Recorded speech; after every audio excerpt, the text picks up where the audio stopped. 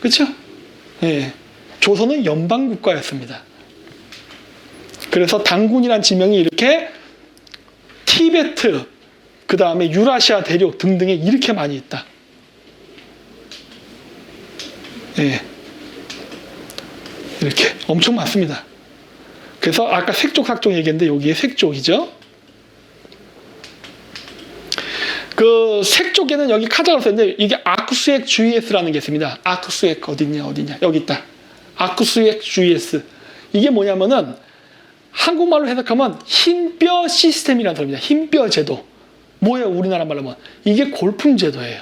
그래서 이 파밀리에 살던 삭족들은 계급에 따라 옷 색깔을 달리 입었습니다. 보시는 바와 같이 귀족은 적색, 무사계급 얘기하는 거예요. 승려계급은 흰색, 종교계급.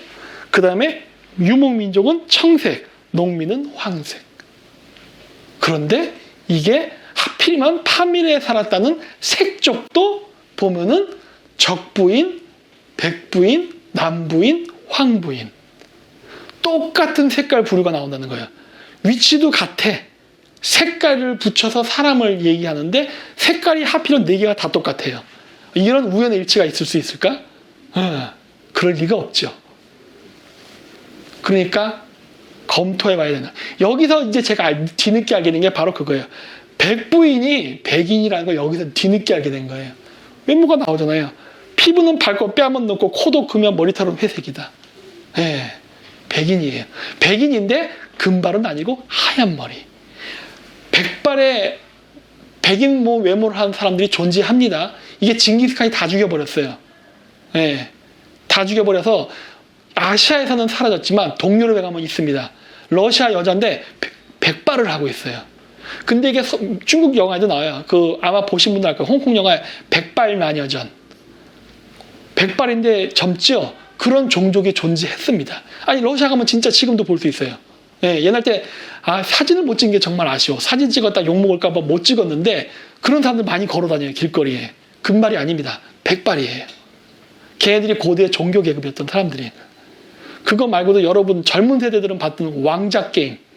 왕자 게임 보면 거기 그 용의 어머니 해갖고 그 여자 주인공 나잖아요. 그 여자 어때요? 머리가 백발이잖아요. 네, 라니스터 가면은 금발인데 그 타갈리 하필 타갈리 탱그리앙 발음이 비슷해. 타갈리안 왕가 가문이 원래 정통 왕조였다는데 타갈리안 가문이 백색 머리카락을 갖고 있죠. 아마 그 왕자 게임 작가가 탱그리안 이름을 해서 갖고 온 게 아닌가 싶어요. 이름하고 그 원래 나중에 것도 내가 따로 방송하려고 하는데 왕자 게임의 스토리텔링이 고대 역사를 갖다 막 짬뽕으로 만들어서 만든 드라마거든요.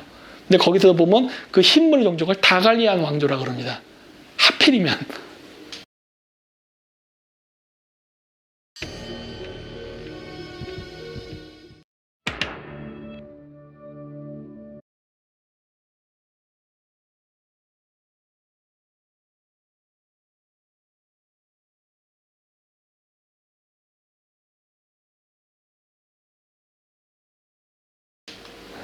그리고 이 편두가 존재했었죠.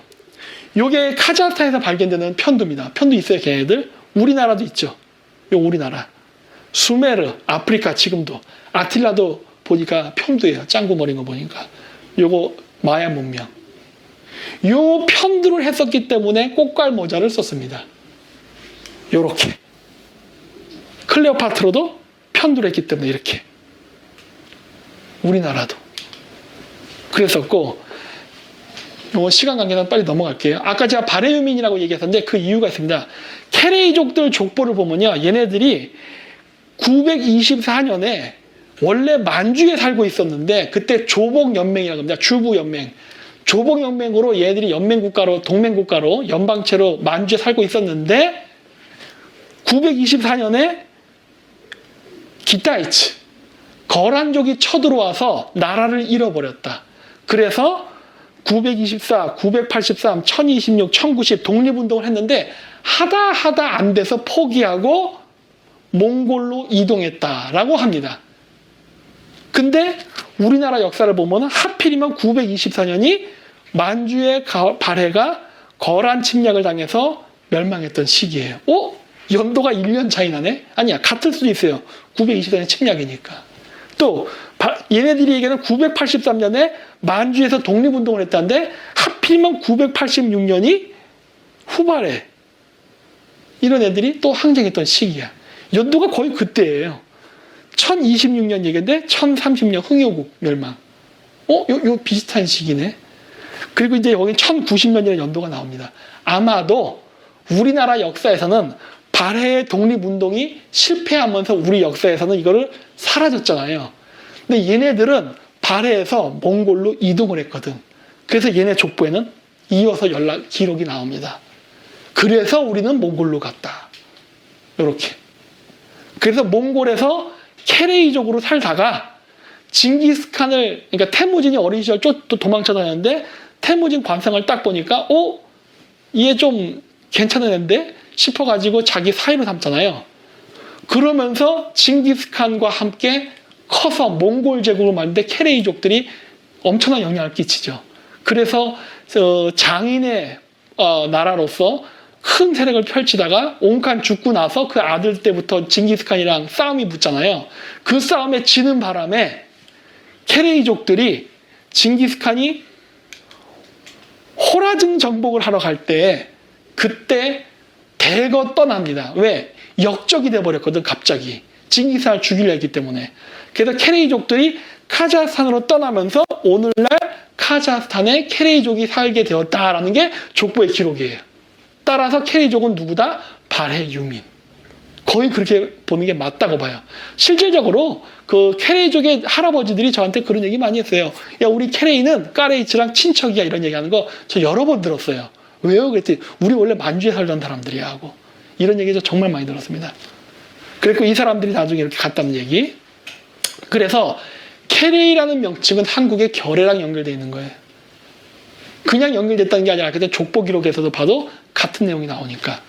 그리고 그게 오늘날 러시아인들이 한국 사람들을 까리예츠라 부르는데 까리예츠 이것도 결국 어원이 같을 거라고 보는 게 이게 고려에서 나온 단어잖아요. 맞아요. 결해란 단어에서 고려라는 단어까지 파생이 되는데 케레이라는 부족을 중국에서는 컬리에라 부릅니다. 한자표에 컬리에요. 컬리에. 근데 한국인들을 뭐라 부르냐? 까리예츠. 치가 붙는 건 남자기 때문에 그래요. 요거 빼면 까리에까지가 어간입니다. 컬리에, 까리에. 고려인 남자는 까리예츠. 고려인 여자는 까레양까. 그럼 이 뒤가 변하거든요. 그러니까 어때요? 뭐야, 여기서 또 케레이랑 고려인이 어원이 같네? 이런 게 보이죠. 그래서 뭐 고려, 구린, 꾸이린, 계림 다 연결된 단어예요. 이게 나중에 케레이트, 카라이트, 카라, 가야 등등등 여러 단어로 파생이 된다는 걸 알 수가 있어요. 전부 다 결해랑 어원이 같은데 이게 케레이랑 긴밀한 어원 관계가 있다는 게 여기서 보이죠. 근데 여기도 유태인, 이스라엘이 나옵니다. 아까 대진국 해갖고 경교 있죠? 경교. 그 네스토리우스 교회. 그 유태인들이잖아요. 그 똑같은 그 비석 양식이었다고 했죠? 유대인 중에 카라이트 유태인이 있습니다. 진짜로 존재해요. 카라이트 주이시 유니버시티라고 인터넷 검색하면 나옵니다. 미국에도 있어요. 얘네들이. 네. 아까 이제 케레이츠 여기 살다가 여기 요 나라가 생기니까 일로 이동했다. 이게 카자흐스탄 교과서에 나오는 거예요. 그리고 나서 지금의 카자흐스탄 지역에 이렇게 이동해서 살게 됐다.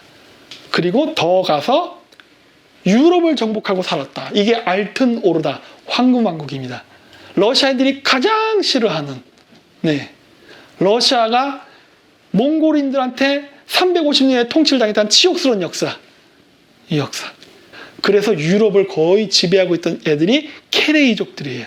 물론 얘네들이 여기만 살았냐? 천만에 만만해. 나중에 서유럽으로 깊숙이 들어갑니다. 아마 합스부르크가랑 연결될 거예요. 거기서부터. 그러면서 막 저기 뭐 미국의 지금, 영국의 지금 왕조까지 막 흩어지고 하는데 어쨌든 그런 것들이 여기서 시작이 됐다고요. 그래서 요거는 생략할게요. 요거는 뭐냐면 우리 한민족은요, 고인돌이 두 개입니다. 북방식과 남반식. 이게 한반도랑 큐슈 두 군데서 나타나요. 우리나라는 결국 민족이 섞였다는 게 여기서도 나타나요. 그러니까 우리가 단일 민족 아니에요. 짬뽕인데 짬뽕 플러스 뭐까지 연결되냐? 농경민족과 유목민족까지도 짬뽕이라는 거예요. 그래서 남방식 고인들과 북방식 고인들이 같이 나타납니다.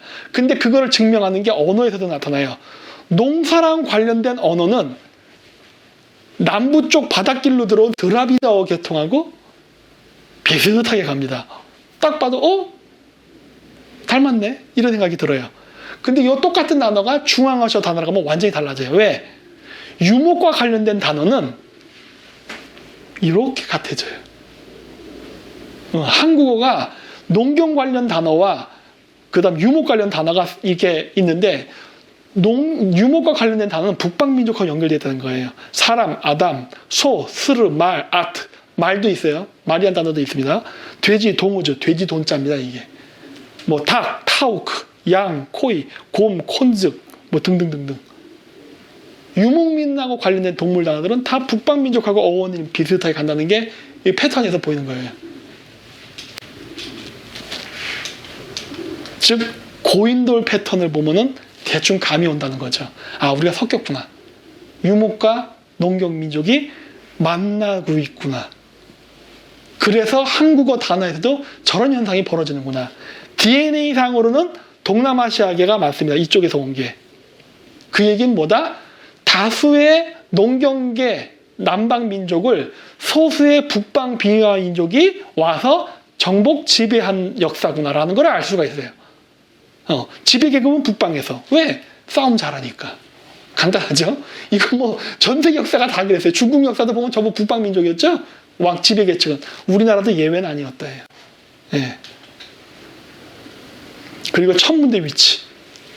아까도 얘기했듯이 고구려 몽골 쪽이라는 거예요. 그렇죠? 그러니까 고구려, 모쿠리, 몽골 이름이라는 게 괜히 나오는 게 아니라는 거예요. 고구려는 몽골하고 깊은 관련이 있었다는 게 여기서도 나타나요. 그래서 우리가 구이족이라고 얘기하죠. 9개의 동이족. 이 9개의 동이족인데 저 이름이 어디서 나왔을까? 인데 한국어는요. 퉁구스 어족에 속합니다. 알타여 중에 퉁구스. 퉁구스는 어디서 온 말이냐? 우리가 구이족에서 나왔다고 했잖아요. 카자흐로 공교롭게 숫자 9가 터그스입니다. 터그스, 퉁구스. 그리고 장남이란 단어가 퉁구슈예요. 왜 그러느냐? 유목민족은요, 막내 상속입니다. 아빠가 젊을 때 형들은 새끼 키우고 해서 이렇게 분가시켜줬기 때문에 먹고 살 게 있는데, 막내는 아빠가 늙었을 때 낳기 때문에 독립시킬 여력이 없거든요. 그래서 막내한테 그냥 아빠 재산을 줍니다. 대신에 내 노후를 담당해라, 이런 걸 한다고 해서 막내 상속의 유목민의 전통이에요. 그러다 보니까 어떻게 되냐? 큰형들은 나중에 성장하면 자기가 태어난 데서 다 떠나야 됩니다. 막내가 고향에 남아 사는 거예요. 그렇기 때문에 우리는 동쪽 끝으로 왔으니까 우리가 장남민족이 맞을 가능성은 있어요. 왜? 장남일수록 자기가 사는 데서 떠나야 되는 거예요. 계속. 그러니까 우리는 퉁구슈족이 맞죠. 그리고 퉁구스 어족. 이렇게 되는 거예요. 그러니까 숫자 9라는 의미가 바로 퉁구스를 상징한다는 게 여기서 나오는 거예요. 그 중국 춘추 전국시대 때 한나라, 그러니까 구이족들이 중원 땅에 살을 때잖아요. 그 사람들이 누구예요? 퉁구스족이잖아. 이 퉁구스족은 한자 쓰면 뭔지 아십니까? 동호족입니다. 예. 요거까지는 제가 설명을 오늘 시간 관계상 안 할게요. 퉁구스는 한자 쓰면 동호족이에요. 호라는 발음이 구로 변하거든. 스는 민족 명칭이라서 스, 한국말로는 족, 중국 발음은 주, 스, 주, 족. 같은 발음으로 갑니다. 한자 중국이만 쓴 거 아니라 그랬죠? 이 스가 족이에요. 퉁구족. 동호족, 그거 중국 발음, 일본 발음 이건 뭡니까? 토고족구. 퉁구예요. 그 구이족이라는, 퉁구스란 말 자체가 구이족이라는 소리예요. 네. 그래서 이렇게 해서 오늘 당면화 카자흐스탄을 짧게, 아니지, 1시간 반 동안 알아봤습니다. 그래서 뭐 오늘 제 내용은 이걸로 마치도록 하고, 뭐 다음번에 기회 있으면은 또 여러분들하고 만나가지고 또 역사 이야기를 해보도록 하겠습니다. 그래서 오늘 끝까지 시청해주셔서 대단히 감사하고 다음번에 또 뵙도록 하겠습니다. 네, 안녕히 계십시오.